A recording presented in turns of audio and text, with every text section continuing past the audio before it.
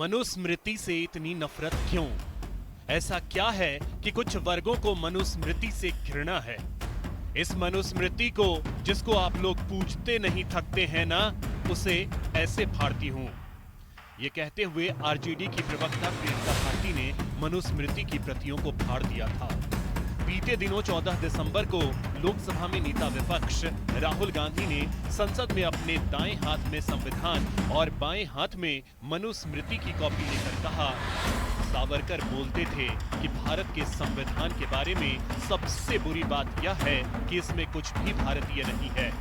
वे मनुस्मृति की बात करते थे। क्या बीजेपी अपने नेता के शब्दों के साथ है?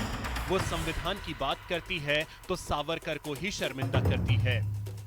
फिर 17 दिसंबर को गृह मंत्री अमित शाह ने राज्यसभा में अपने बयान के एक हिस्से में कहा कि अंबेडकर नाम लेना अब फैशन हो गया है, जिसके बाद कांग्रेस सांसद राहुल गांधी ने एक्स पर लिखा, मनुस्मृति को मानने वालों को अंबेडकर जी से बेशक तकलीफ होगी।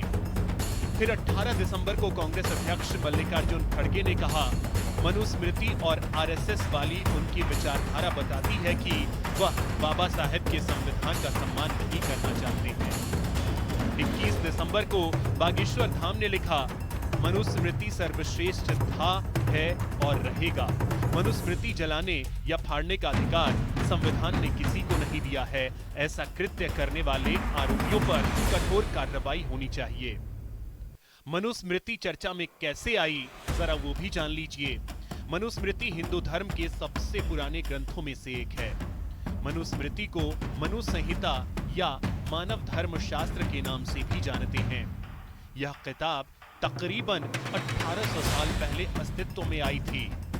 यह वह वक्त था जब वैदिक हिंदुत्व मंदिर आधारित पौराणिक हिंदुत्व में बदल रहा था।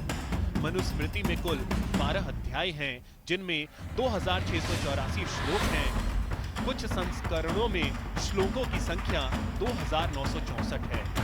यह हिंदुओं को धर्म और उनके कर्तव्यों के बारे में बताती है। मनुस्मृति में किसी का वर्ण तय करने के लिए उसके कामकाज, हुनर और योग्यता को आधार बनाया गया है, न कि जन्म को। और आपने हर किसी के मुख से एक श्लोक जरूर सुना होगा, यत्र नार्यस्तु पूज्यन्ते रमन्ते तत्र देवता। ये श्लोक भी इसी मनुस्मृति का हिस्सा है। फिर भी मनुस्मृति को ऐसे प्रस्तुत किया जाता है जैसे मनुस्मृति पाप हो।